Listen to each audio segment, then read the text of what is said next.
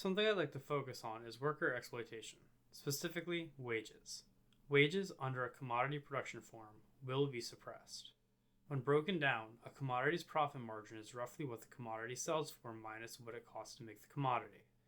To maximize profits, those costs must be reduced to the lowest possible, while the selling price must be raised to the highest possible. While this can be done by changing resource management, a much easier way to control costs is to control the labor cost per object. Two ways to do this is to either raise hours for the same pay or lower pay for the same hours. This leads to wage suppression, theft, and garnishment, all things that hurt the working class. The owning class understanding of money is that it's a commodity that can be manipulated and used to make a profit, just like any other commodity. The working class, however, needs to protect itself from this attitude. Let's take, for example, a common lease stipulation: inflation rent increases. While landlords often have clauses in their leases stating that rents will increase a certain percentage due to inflation, we see less and less of the same attitude towards wages.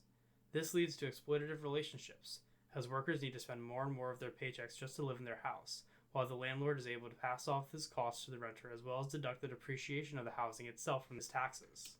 Let's also talk about imperialism.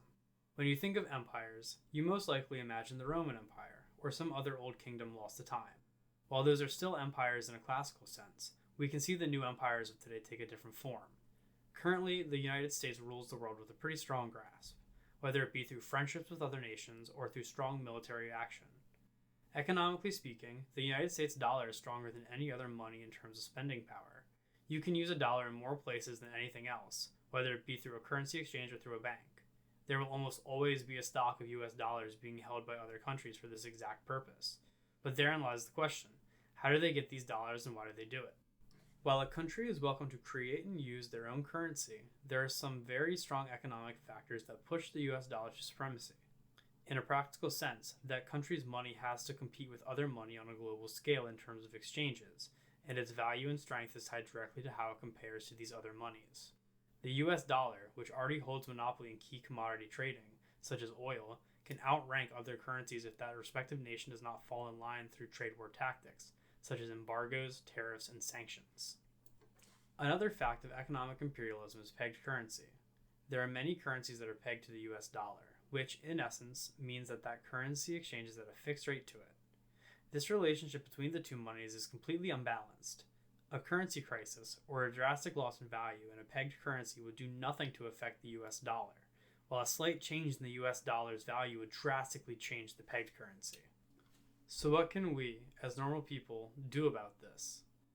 Well, for one, class unionism is a path that would unite the working class under one coordinated union, which would be able to command the real authority of society.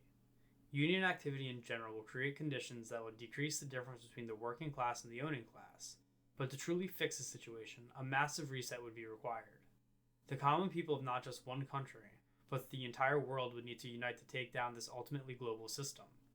We have to remember that race, sexuality, gender, and a ton of other identities are part of who we are, but the most common connector between people is their suffering under capitalism.